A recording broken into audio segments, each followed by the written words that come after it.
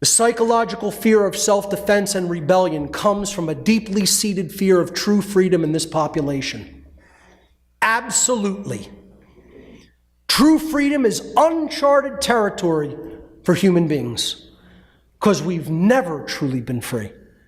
Even if you want to argue shortly after the colonists performed the rebellion, which was the first true, real act of rebellion against tyrants in large numbers, we might have enjoyed a little bit of physical freedom for a very short period of time. And I mean, it numbers in the years or less.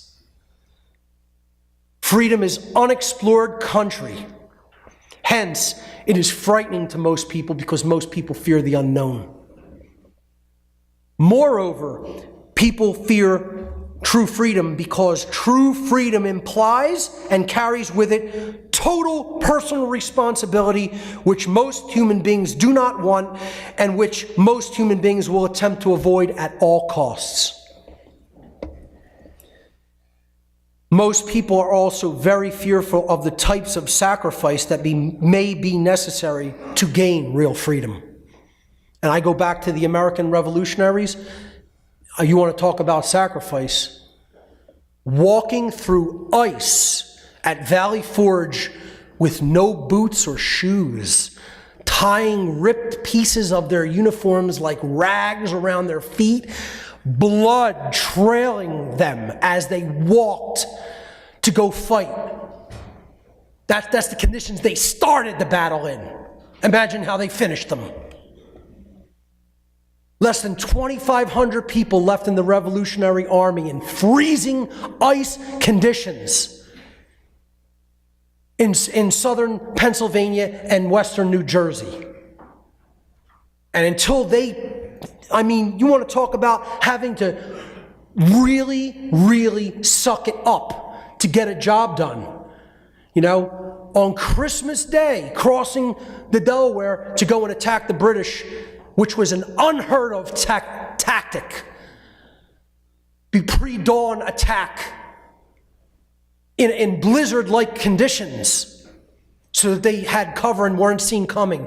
They fought 5 times their numbers and at least inflicted enough damage that they morally inspired other people to come and join the cause, and other militias came and joined their cause. You want to talk about sacrifice? We have no idea. None of us. I've talked on my podcast before of being at Valley Forge and feeling energy literally like a boulder on my chest, because I know that I was there. I don't know how I know it, but I know it balls to bones that I was there. Okay? Because I feel the energy in that place. I don't even ever want to go back there ever again, and I only live a few miles from it. Because of the energetic vibration that I felt being present there almost made me physically ill. Almost every time I've been there, I felt it. If people won't fight for freedom, please do not tell me that you love yourself or anyone else. See, because that's real love. People will say, oh, you got to come more from the heart energy. You got to come more from a place of compassion. This is real love. Real love is telling people the harsh shit that no one else wants to tell them because you really love them at a soul level and they need to understand it.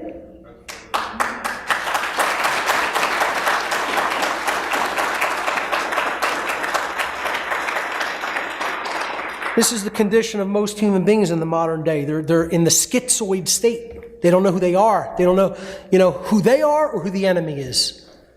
And that's what's required to win any war, especially the spiritual war that we are in. You have to know yourself and you have to know the enemy. And most people know neither. And they're sitting in this state here on the right with the key to their very freedom in their hands. And you know what they're doing? They're saying, who needs that? Slap it right out of there. Throw it at the person trying to give it to me. See, and that's what turning the other cheek really means. It doesn't mean forgive your oppressors endlessly. This notion of love your enemy. That's not what it means. Turning the other cheek and loving your enemy is not what that... These are false Christian notions.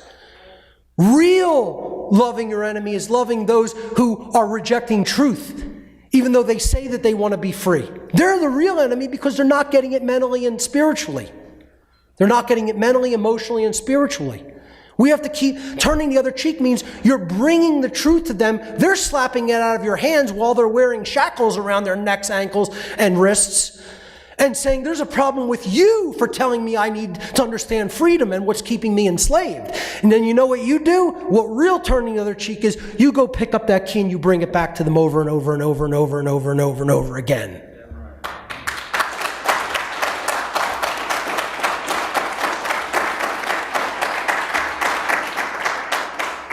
Please do not tell me, and again, I know that most people here in this room understand this, but the people listening out there, do not tell me, if you are unwilling to fight for your own freedom, please do not tell me that you love your children, because you are an outright liar if you make that statement.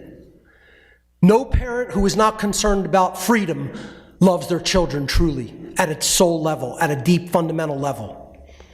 They don't even love themselves. How could they love their children?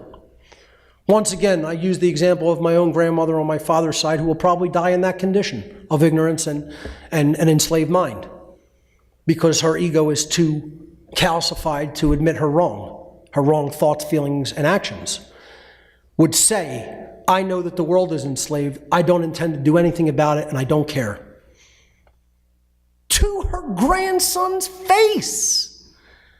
You think that being can love anybody? Now, that being said, I'm not going to say I hate that person. They're destroyed at a soul level. That's a destroyed soul. I feel horrible for that person. I would never want to be in that condition, you know? I hope the person is somehow able to be reformed, but it would take literally an act of God. Literally. I don't have the power to transform a human being in that condition. I don't have that power or ability and would never claim that I have it. I'm not that powerful. That will take something that is infinitely more powerful than someone like me.